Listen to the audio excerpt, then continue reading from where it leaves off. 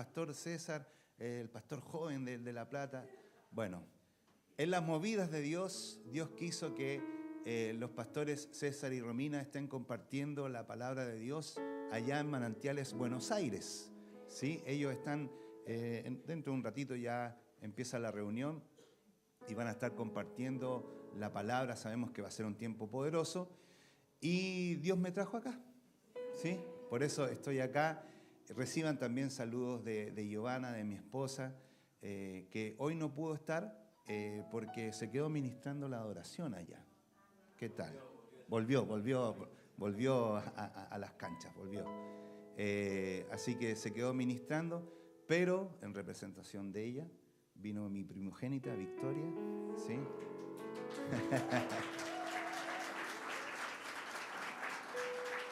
Que ya va a cumplir 18 años. Sí, no, hasta ahí nomás. Va a cumplir 18 años y soltera, pero va a seguir así hasta los 20 y pico, todo eso, ¿sí? Hasta ahí lo dejamos, ¿sí? Porque salió tan bella o más que su mamá. Gracias a Dios, gracias a Dios. Y también vengo con unos hijos espirituales, Julián, Tamara, su esposa, que me acompañaron. Ellos son líderes de jóvenes ahí en Manantiales, Buenos Aires. Y como buenos hijos le dije, chicos, acompáñenme, no quiero ir solito con Vicky. Sí, pastor, ahí estamos. Así que me acompañaron. Yo tengo una expectativa tan grande de lo que Dios va a hacer esta mañana. Así que vamos directo entonces a la palabra. La palabra de hoy tiene como título, ¿no te suena conocido? Dígale al que tiene a su lado, ¿no te suena conocido? ¿Por qué le digo esto? Porque el contexto que estamos viviendo como nación no es muy lindo contexto, ¿cierto? Lo que estamos viviendo hoy en la Argentina, en el mundo entero, no es un contexto muy lindo que digamos. O sea, el contexto es corrupción, inseguridad,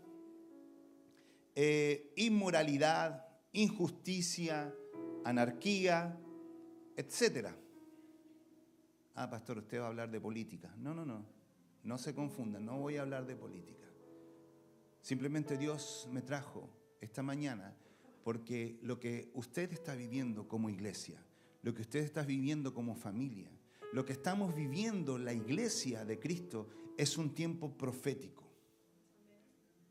Entonces, hoy lo que Dios nos quiere hablar es acerca de esto. El contexto que estamos viviendo es un contexto de corrupción, de inseguridad, de inmoralidad, de injusticia, de anarquía. Simplemente quiero hablar o contarles un poco dos cosas que me llamaron mucho la atención. Dentro del liderazgo en Buenos Aires tenemos ahí una hija espiritual que trabaja en un colegio con niños de distintas, de otras capacidades, ¿cierto? Y estábamos hablando esto acerca de las ideologías de género, etcétera. Y me contó, pastor, no sabe lo que me ocurrió esta semana. Y dije, ¿qué pasó? Y me dice, estoy pasando la lista, ¿cierto? Estoy pasando la lista del curso y de repente nombro a una de las chicas y yo veía que la chica estaba, pero no me respondía. Todos me decían presente, señorita, maestra, no sé. Pero esta chica no me respondía. Y yo la nombraba por su nombre y apellido y no me respondía. Pero yo veía que estaba. Lo curioso es que la chica, esta nena, estaba como si fuese un animalito, estaba así como apoyada en sus manos en el piso con sus piernas dobladas. Entonces, dice que ella la volvió a nombrar y no le contestaba. Bueno, siguió haciendo comenzó a hacer la clase, habló de la actividad que iban a hacer y comenzaron a trabajar. Y esta chica permaneció así. Entonces, en un momento se le acerca y le dice, escúchame, ¿por qué no me respondiste? Porque te puedo poner ausente. respóndeme cuando estoy pasando la lista. Entonces la chica, esta nena viene y le dice, no, maestra, lo que pasa es que yo hoy no soy esa persona. Yo hoy me autopercibo como mesa. Entonces yo quiero ser una mesa hoy y voy a ser una mesa. Entonces ella me dice, ¿qué iba a hacer yo, pastor? ¿Qué puedo hacer en frente de eso?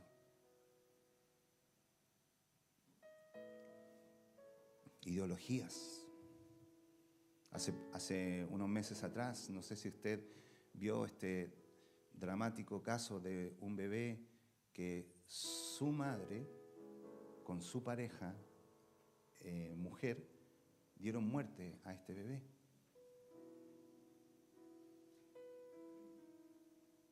El contexto que estamos viviendo como nación es un contexto no grato, doloroso en muchas cosas. Pero ¿sabe qué? A lo largo de la historia de la humanidad, esto se repite una y otra vez. Una y otra vez. No se crea que esto solo pasa en la Argentina, pastor. No. Lo que estamos viviendo se ha repetido una y otra vez en distintas épocas de la humanidad. También algunos dicen, sí, pastor, pero antes no era tan así. Antes no era tan fuerte. Mire, vamos a leer en la Biblia un contexto muy parecido a lo que usted y yo estamos viviendo. Acompáñeme a Isaías, capítulo 5, versículo 8. Voy a leer el versículo 8, después el versículo 11, después me voy a saltar al 12, después al 18, hasta el 23. Oh, pastor, qué complicado. Ya lo va a entender por qué voy a leer así. Isaías, capítulo 5, versículo 8, dice: el profeta Isaías anunció 6 amenazas contra Judá. ¿Qué mal le va a ir a ustedes?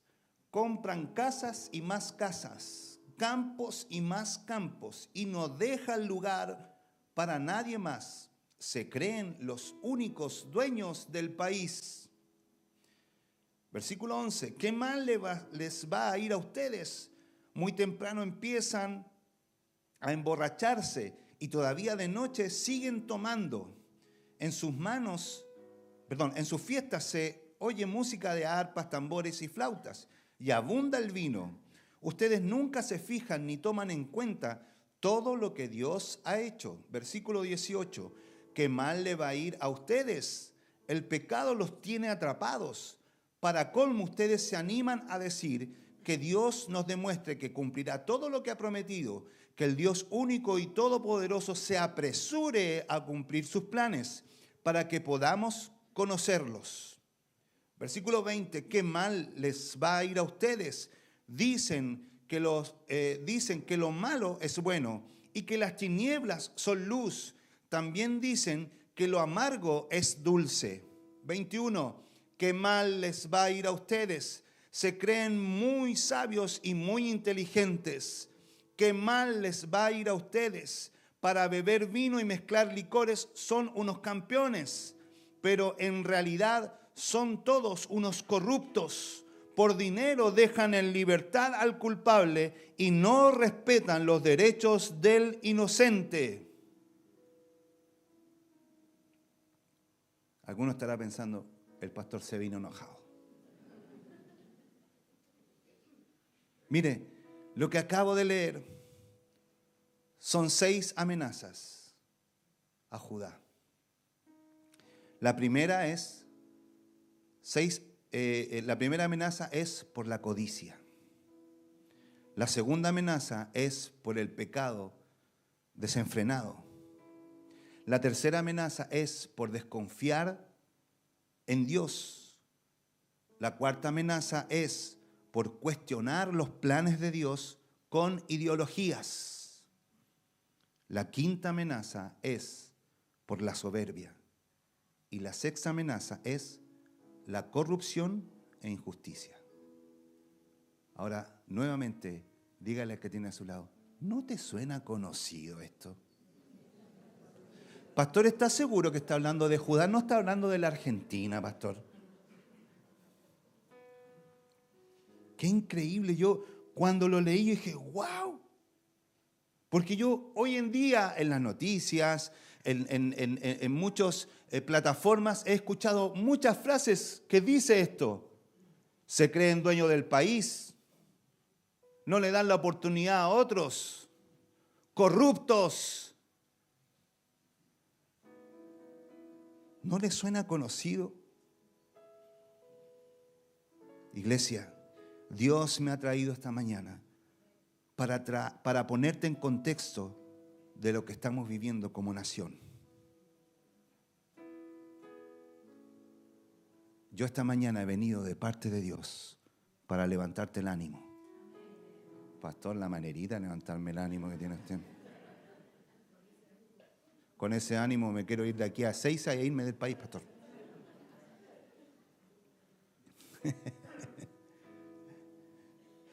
¿Por qué he venido de parte de Dios a ponerte en contexto? Porque en realidad esto es la introducción. Lo que te hablé es la introducción. Pero aquí se viene lo que Dios hoy quiere hablar a la iglesia. Aquí se viene lo que Dios hoy quiere impartir a la iglesia. Te tengo que decir de parte de Dios que cuando se avecina un avivamiento, el panorama no es agradable. Uy, no me lo tomaron. Acá. Cuando se avecina un avivamiento, el panorama no es agradable. Yo no sé si usted ha escuchado, pero Dios está hablando a la iglesia de que se viene el último gran avivamiento. Tengo que decirte de parte de Dios que cuando se avecina un avivamiento, el panorama no es agradable. ¿Por qué? Porque lo que antecede a un avivamiento es un panorama desagradable. Lo dice la palabra del Señor, que dice Romanos capítulo 5, versículo 20. Romanos capítulo 5, versículo 20, la segunda parte del versículo dice, pero mientras más pecaba la gente, ¿qué dice? Más abundaba la gracia maravillosa de Dios. Te tengo que decir esta mañana, iglesia, que mientras más pecado hay en una nación, eso quiere decir que lo que se avecina es mayor gracia de Dios en ese lugar.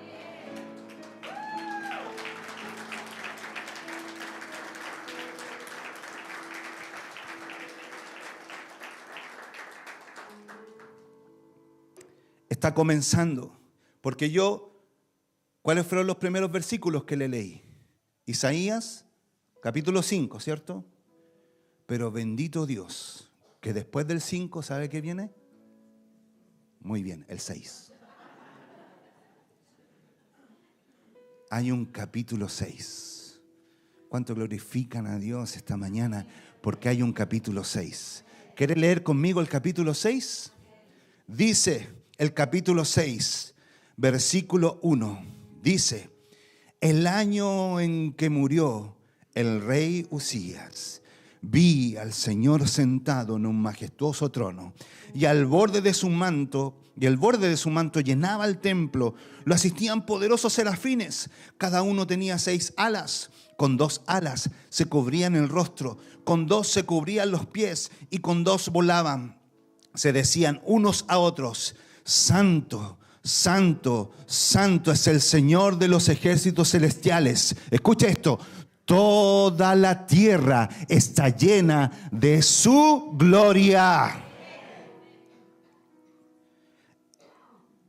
Manantiales La Plata, ¿sabe lo que está ocurriendo en su casa? ¿Sabe lo que está ocurriendo en su familia? ¿Sabe lo que está ocurriendo acá en su iglesia? Está ocurriendo un Isaías capítulo 6. Yo no sé cuántos toman esta palabra, pero está ocurriendo en Isaías capítulo 6. Pastor, no lo entiendo. Mire, le voy explicando. Comienza diciendo el capítulo 6, versículo 1.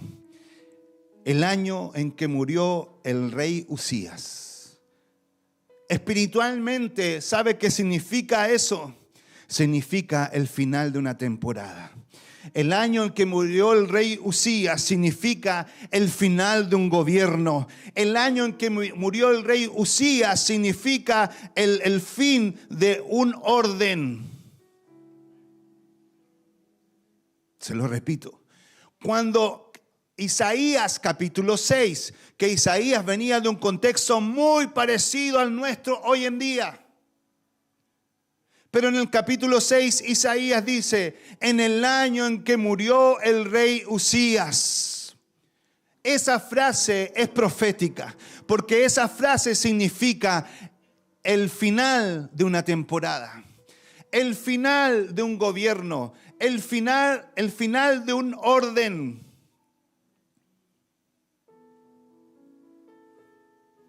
En otras palabras, nos está diciendo que para ver a Dios y escucharle, algo tiene que morir en nosotros.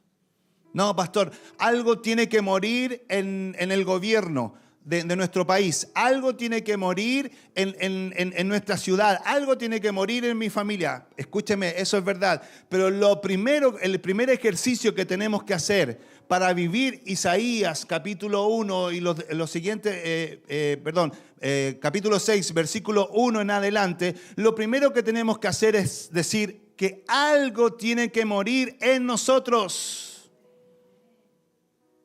Porque para el gran avivamiento, lo de antes no me va a servir. Porque para caminar y vivir el gran avivamiento, lo que experimenté antes no me va a servir. En el año en que murió el rey Uzías, algo tiene que morir en mí, porque significa el final de una temporada. El final de un gobierno, el final de un orden. Escúcheme, yo no vine a hablarle de política. No vine a hablarle, pastor, usted está hablando esto o está predicando esto porque un par de meses vamos a elegir el próximo presidente.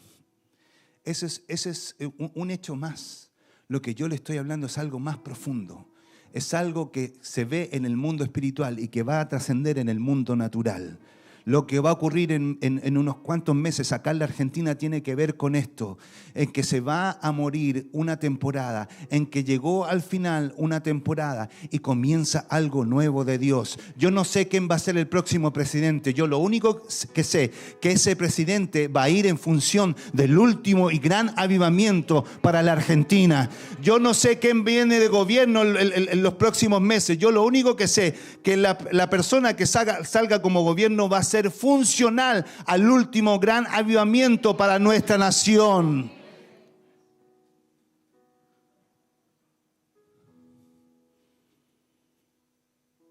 Para vivir un Isaías capítulo 6,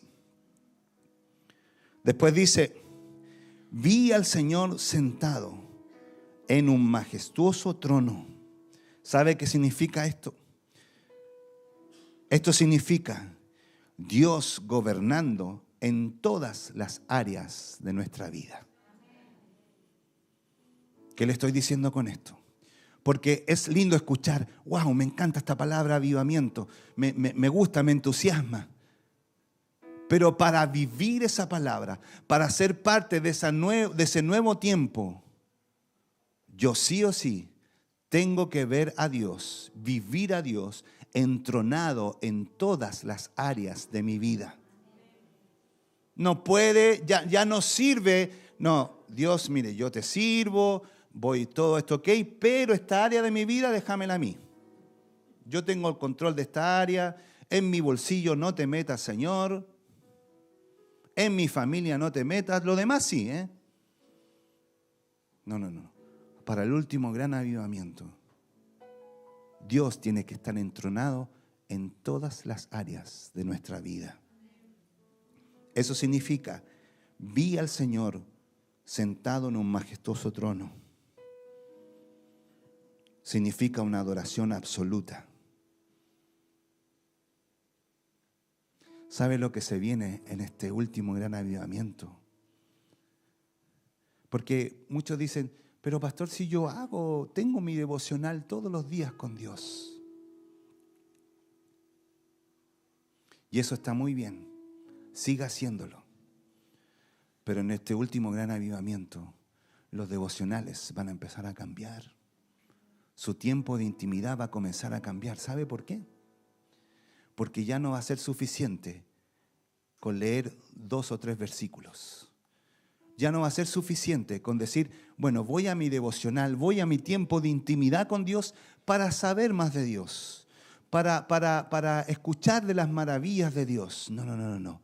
En este último gran avivamiento, los devocionales van a ser, voy a mi intimidad con Dios, porque estoy desesperado por ver su presencia. Estoy desesperado por verle a Él. Estoy desesperado por estar con Él. Señor, esta mañana o esta tarde o esta noche, cuando usted busque a Dios, usted le va a comenzar a decir, mire, en realidad Dios, yo hoy no te vengo a pedir nada. Lo único que quiero es verte. Lo único que quiero es estar contigo. Lo único que quiero es abrazarte y que estemos así por horas. En este último gran avivamiento, su tiempo de intimidad va a comenzar a cambiar. Porque su clamor va a comenzar a cambiar. Porque su clamor va a ser, Señor, hoy yo te quiero ver. Vi yo al Señor sentado en un majestuoso trono. Después dice, y el borde de su manto llenaba el templo. ¿Sabe qué significa esto? Significa la manifestación de su gloria en la iglesia. La manifestación de su gloria en la iglesia.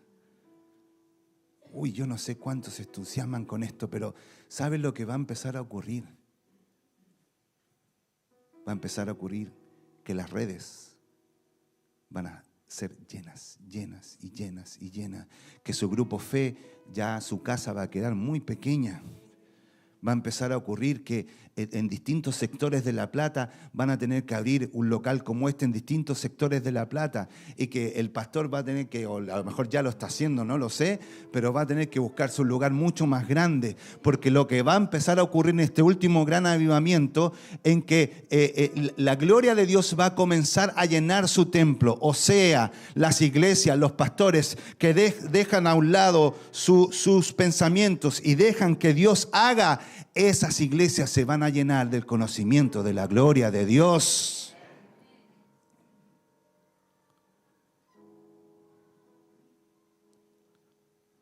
¿Por qué digo esas iglesias? Porque lamentablemente hay otras que no entran y no van a entrar a este último gran avivamiento simplemente por lo de antes, por soberbia,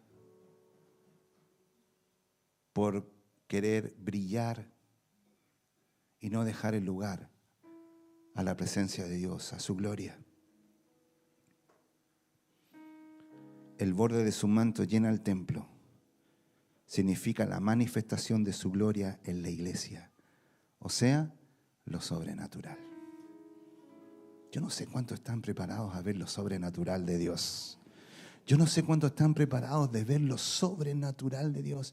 No, pastor, es que yo lo he visto todo. No, no lo has visto todo. Pegale un codazo que tiene al lado. No lo has visto todo. No lo has visto todo.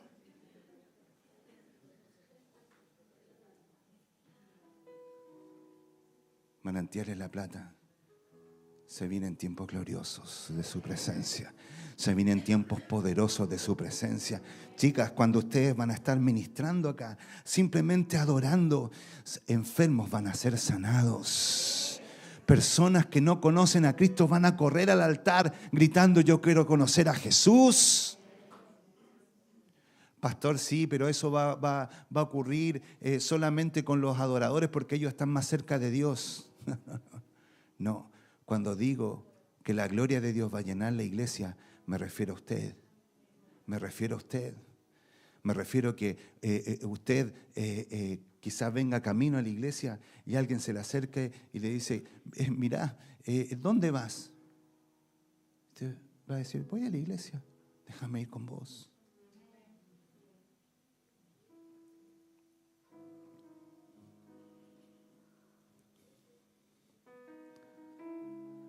Después dice Isaías 6, termina diciendo: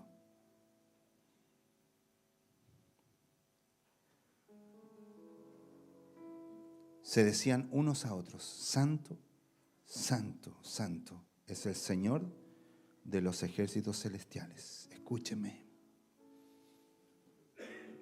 Termina diciendo: toda la tierra.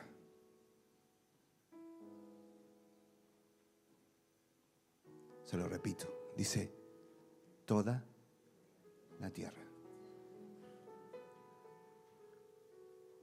No queda un país afuera, no queda una nación afuera. Dice: toda la tierra está llena de su gloria. ¿Sabe qué significa esto? Esto significa la manifestación de Dios en todos los lugares. Porque primero le hablé de aquí de la iglesia.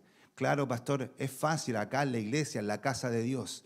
Sí, pero cuando dice que toda la tierra está llena de su gloria, eso está diciendo que Dios se va a manifestar. Yo no sé cuántos toman esta palabra, pero eso está diciendo que Dios se va a manifestar su gloria no solo en la iglesia, sino que va a manifestar su gloria en todos los lugares. Va a manifestar su gloria en tu casa. Va a manifestar su gloria en la empresa que trabajas. Va a manifestar su gloria en el colegio donde asistes. Joven, va a manifestar la gloria de Dios en la facultad donde estás. Va a manifestar la gloria de Dios en todo lugar, en cada empresa, en cada colegio, en cada facultad. Va la manifestación de Dios, va a llenar su gloria en cada calle de La Plata. Yo no sé si usted está tomando esto. Mire, hace 2 semanas atrás, nosotros estábamos orando con mi esposa.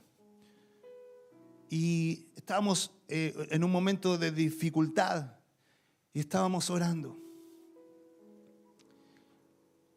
Y de repente le cae un mensaje a la pastora de un matrimonio que nos conoce, que no va a nuestra iglesia, y nos dice: pastores, ¿habrá alguna posibilidad de que ustedes nos acompañen a orar por un bebé que hace 7 días que está conectado a un respirador artificial y que hoy en la mañana a la mamá le dijeron de que de esta noche no pasaba porque ya no le funciona ningún órgano? O sea, los doctores lo desahuciaron. ¿Habrá alguna posibilidad de que ustedes vengan a orar al hospital? Mire, nosotros con Giovanna estábamos en unos días complicados. No entre nosotros, ojo, no entre nosotros. Quería saber, Lore. No entre nosotros. Pero alrededor nuestro estaba pasando algo no agradable. Y estábamos orando. Y cae este mensaje. Yo como hombre podría decir: ¿qué ganas voy a tener yo de ir a orar por alguien que no conozco, más encima por un bebé que ya no tiene un diagnóstico favorable?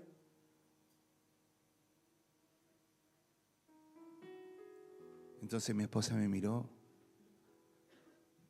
y como nosotros creemos que estamos en un contexto de un gran avivamiento, yo le dije: decirles que sí. Decirles que vamos el viernes. No, creo que nos escribieron, no sé si miércoles o jueves. Decirle que se quede tranquilos que el bebé va a pasar la noche, pero que vamos a ir a orar el viernes. Entonces mi esposa escribió. Ella escribe rápido, yo no. Y fui a mis rodillas y le dije esto al Señor: Señor, yo no te voy a pedir nada. no te voy a pedir por esta situación difícil. Yo lo único que te voy a pedir es que yo te quiero ver. Yo lo único que te voy a pedir es que me demuestres que este es un tiempo de avivamiento. Fuimos ese día al hospital. Estaba el matrimonio que nos pidió la oración, más el matrimonio, los papás del bebé. Estaban afuera del hospital, los dos llorando, porque en el bebé no había reacción. Había pasado la noche, pero no había reacción, y los doctores estaban esperando la autorización de los papás para desconectarlo. Entonces, la mamá solo lloraba. Y el papá me dice: pastor, yo creo que Dios puede hacer algo. Yo antes, mucho tiempo atrás, fui a una iglesia. Yo creo que Dios puede hacer algo. Entonces, ahí afuera, yo les dije: ustedes deben saber que este multipropósito no es solo con el bebé, sino es con ustedes, con la familia. Yo también creo que Dios puede hacer algo, pero Dios quiere venir a tu casa, a tu vida, a tu familia. Y la mamá solo lloraba. Entonces ahí afuera, los 6 oramos. Señor, en el nombre de Jesús, por más que estemos en un hospital o afuera de un hospital, Señor, creemos en un Dios todopoderoso, en un Dios que es dueño de la vida y también que dice quién vive o quién no. Hoy, Señor, te queremos ver. Hoy te queremos ver, Señor. Hace algo. Entonces, cuando estábamos orando, Dios pone en mi corazón: tenés que entrar. Tenés que entrar donde está el bebé. Y mientras mi esposa oraba, yo estaba orando con Dios, hablando con Dios. Señor, ¿seguro? Aquí voy a entrar. Primero, no creo que me dejen entrar, porque cuando la situación es tan complicada, solo dejan entrar a un familiar. Entonces Dios me dice: bueno, ¿no me querés ver? Y yo: sí, Señor, listo, entra. Y yo: sí, Señor. Terminó de orar y le digo a la mamá: escúchame, ¿puedes hablar con el doctor a cargo si yo puedo entrar donde está el bebé? Me dice: pastor, ¿qué más quisiera yo? Pero no se puede. Le dije: no, sí, ya sé que no se puede, pero yo quiero entrar, tengo que entrar. Me dice: bueno, pastor. Recién ahí entramos al hall del hospital, a la entrada. Yo sabía que ya Dios estaba haciendo algo. Y empezamos a charlar. Y empecé a hablar con el papá. A los 5 minutos que había entrado la mamá para hablar con el doctor a cargo, la mamá vino corriendo, llorando. Los que estaban ahí, no mi esposa, sino los otros 3, se pusieron pálidos. Y la mamá viene y abraza a su esposo. El esposo no sabía qué decirle. Entonces la mamá dice: nuestro hijo abrió los ojos. Nuestro bebé me miró y sonrió. Y me miró y me dice: pastor, ¿y el doctor lo va a dejar pasar? Y yo le dije: ¿sabes por qué quiero pasar? Porque yo quiero conocer a tu bebé. Si Dios ya lo sanó, Dios ya lo tocó. Decía: pastor, hace 7 días que no hacía nada y el bebé abrió los ojos y me sonrió con el respirador adentro. Entonces entré, viste, con ella. Y ella llorando, pastor, gracias, pastor. ¿Y quién me agradecía a mí? Decía yo, si yo no hice nada. Entré. Me dice, lo único que le pido es que no lo toque. Y digo, no, tranquilo, si a Dios lo tocó, ¿qué voy a tocarlo yo? Entro. Y el bebé me mira y se sonríe. Bajo una presencia de Dios en ese lugar. Porque, escúcheme, era una sala donde habían otros bebés que estaban conectados al respirador. Un poco más allá había una mamá llorando porque ya el hijo, creo que ya lo habían desconectado. Pero resulta que este bebé estaba con los ojos abiertos. Entonces yo le digo, hola.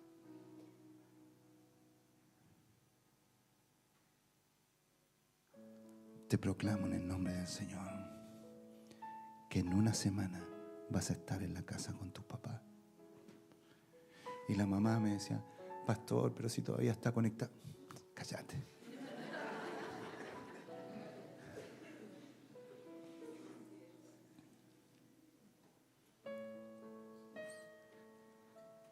Salí de ese lugar. Escúcheme, salí de ese lugar. Ella feliz. Y él viene y me abraza, me dice, pastor, el papá, pastor, yo no sé ser papá. Yo quiero ser un buen papá. Y no sé. Yo le dije, ¿te das cuenta que necesitas de Dios? ¿Te das cuenta que Dios tiene un propósito para tu familia? No solo para tu hijo. Sí, pastor, lo sé. Oré por él. Nos fuimos de ese lugar. Escúcheme, iglesia. A los 2 días, pastor, lo desconectaron del respirador. Ya no tiene ningún medicamento. Ahora tienen que esperar, tenerlo en observación para que se vaya limpiando de todos los medicamentos que le pusieron. Ok, le digo yo, ¿y cuánto? No, son como 10 días. Quédate tranquilo que en una semana va a estar en tu casa. Bueno, pastor. Iglesia, una semana.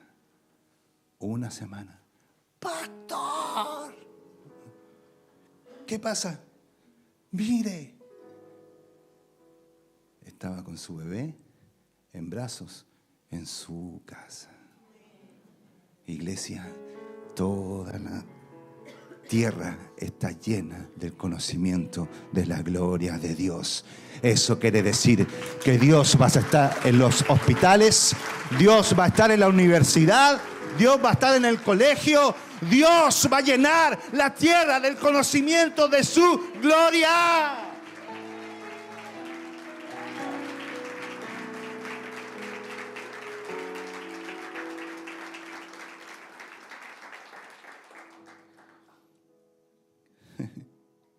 Pastor, es que usted no sabe el ambiente que hay en la facultad.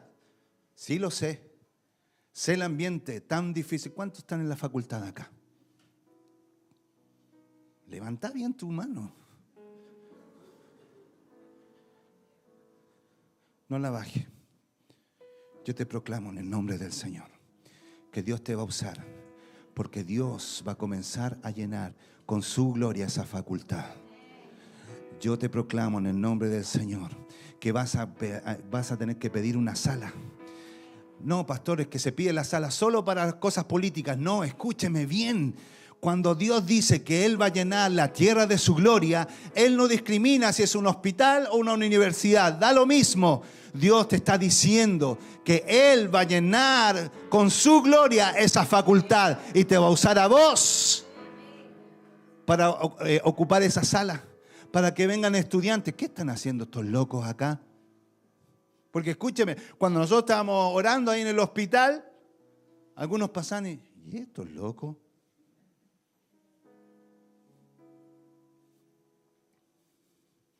Dios va a llenar con su gloria todos los lugares. ¿Alguien está? Yo sé que todos. ¿Alguien está trabajando acá? Levante su mano. No, pastor, lo que pasa es que usted no conoce a mi jefe. Mi jefe es el diablo mismo.